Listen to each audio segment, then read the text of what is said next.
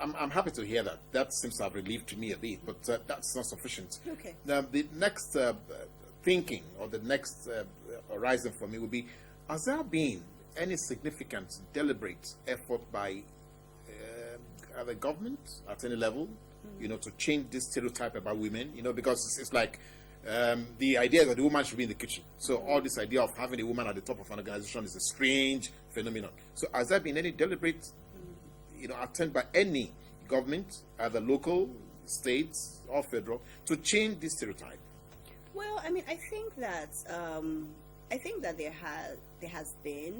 there needs to be more, and I think there needs to be more in partnership with non-profit organizations, civil society, because I think every organization, everybody has their own particular role to play, and I know that working within the civil society space, we work very directly with the beneficiaries, so we know a lot of what the real issues are, and governments may not have that same perspective. So as much as they're trying to, it's also important to work in collaboration, like identify organizations, doing the work, to work with maybe the women. So have inside empathies. Exactly, and then work with them.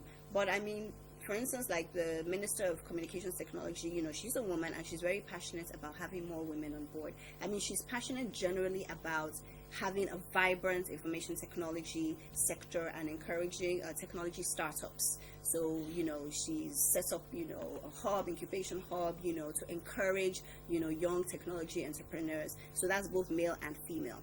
But I know that she's also very passionate about supporting and encouraging, more women in that space. So there is, my organization that is working directly with women. So I think that's all in all. Okay, all in all, I will hold out there. We will continue with what maybe kudos to the Minister of Communication, right? Yes, thank you for staying with us. I'm still have Somolu here with us. She's talking about W-TEC, Women Technology Empowerment Center, or opportunities for women to know how to use technology. Can we actually get Nigerian women to use technology to change the face of politics? Yes, definitely. I'd like to have your idea on that, for instance. Maybe we can start a revolution here. I think it's happening already. I mean, aside from my organization trying to work with women and girls in the technology space, there are other organizations as well who have done a lot of work, especially like in the last elections, trying to put out tools that people can use to document what's happening. So for instance, there's an election, you go, so to vote, exactly, voting booth, and you take pictures, you stay when they're counting, you send the information, to a particular, using a particular short code, so the information is collated. So in case, a winner is announced that doesn't tally with all what the you have numbers. recorded. Exactly. So the organizations, this Paradigm Initiative of Nigeria, I don't know if you've heard of them. Yeah. Yes, so they're also doing a lot of work, led by Glenga Chesson. So they're targeting, they're engaging youth, both men and women. Yeah. Exactly. So I think I think there are initiatives that are already trying to do those things, and it just needs to get to critical mass. But okay, now how do we achieve that critical mass? Because what you are doing right now, can you give us an idea of the volume that you have dealt with since 2008? Is it significant?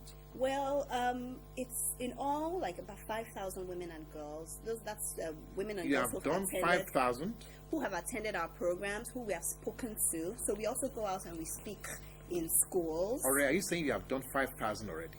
Yes, not necessarily all within our trainings, but who we have interacted with, we have spoken to, we have gone to their schools. Also in partnership with other organizations as well, doing trainings. So for instance, other organizations may have like a training workshop, invite us. Okay, to come and assist. Exactly, yes. And then once a year we go around to secondary schools to talk about staying safe online. Staying safe online? Yes. I like that.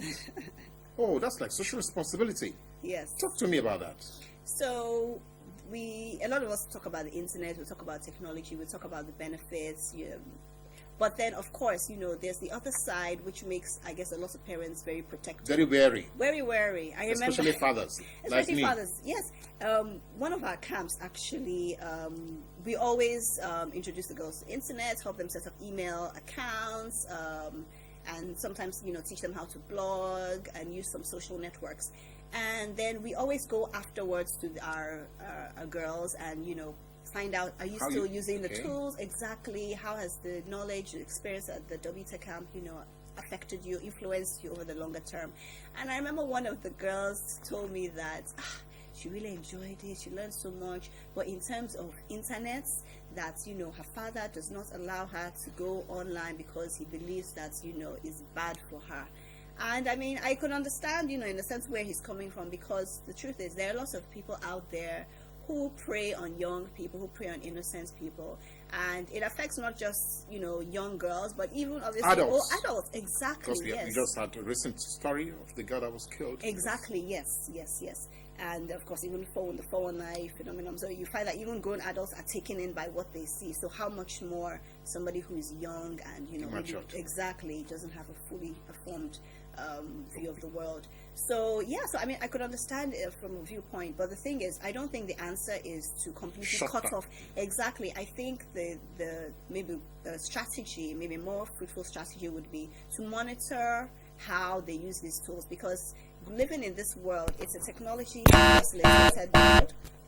Sorry, we lost that caller. Hello, we'll just ask you to please remember that there are two lines on there on the screen, one for your voice messages and the other one for text messages, your SMS.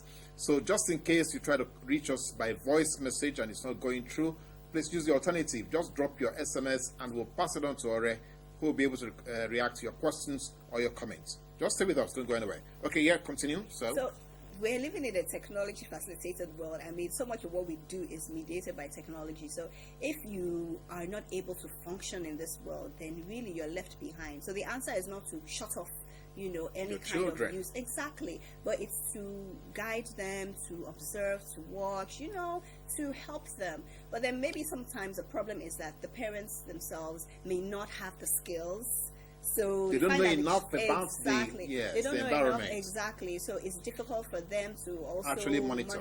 Because children are very, very adept. They can get to learn this thing so quick. Yes. And they get to hide out. I mean, like those that used to hide their porn magazines on that staircases and things like that. So how will parents deal with that? They have to get educated themselves. So you can't bury your head in the sand. So we go around to schools around November, December, and talk to young people about, the benefits of being online, but also some of the maybe dangers that they could encounter. So for instance, lots of people are on Facebook, so we talk about, how you can increase your security settings on Facebook. Exactly. So for instance, protect certain information about yourself, and then things that you can do by, for instance, not giving out personal information like your home address. Don't put your home address on your Facebook profile. Things that will make it easy for people to find you. Don't say things like, oh, my father just traveled and he came back and he brought blah, blah, blah, blah, blah, and then your home address happens to be on your Facebook profile. Because some guys will be visiting. Exactly. So things like that they can do. Lots of people take pictures on their phones and send them. So we also talk to them about that, the kinds of pictures you take and, sending. So we talk about, we explore like the tools that we know that they are using, and then we talk about them, we have a discussion, and Okay, now I like that. There's a positive element to the fact that at least you're trying to get everybody to be on the net, because it's the modern tool. But now, how do we, for instance, begin to turn it around so that the children can begin to now think technologically rather than just for socials, meet a friend or meet a boyfriend or meet a girlfriend and just gist from morning to night? Because right now a lot of girls seem to be losing their social etiquette. You can't go out with a girl without her, after a few words, over a plate of rice. The next thing is pick. So why are we having that? It's not just women who do that, it's men as well. I think that seriously. Yes, definitely. Don't go there. Everybody is guilty of this, both men and women. I think that a lot of people don't have an understanding of etiquette when it comes to using technology. I think that maybe in a way the use of technology has kind of gone by so quickly that we have not been able to adapt the way that we use them. Exactly, yes. We should behave. So for instance, I mean, being on the phone, in the midst of company. So, for instance, you are having a face-to-face conversation with somebody, your phone rings, and then all of a sudden that phone call is more important than the person who you're actually, talking to. I think that's part of etiquette, talking too loudly on the phone. I think, that's also part of etiquette. And I think that a lot of people picking up the phone when you are in a meeting and continue having a conversation rather than putting your phone on silent.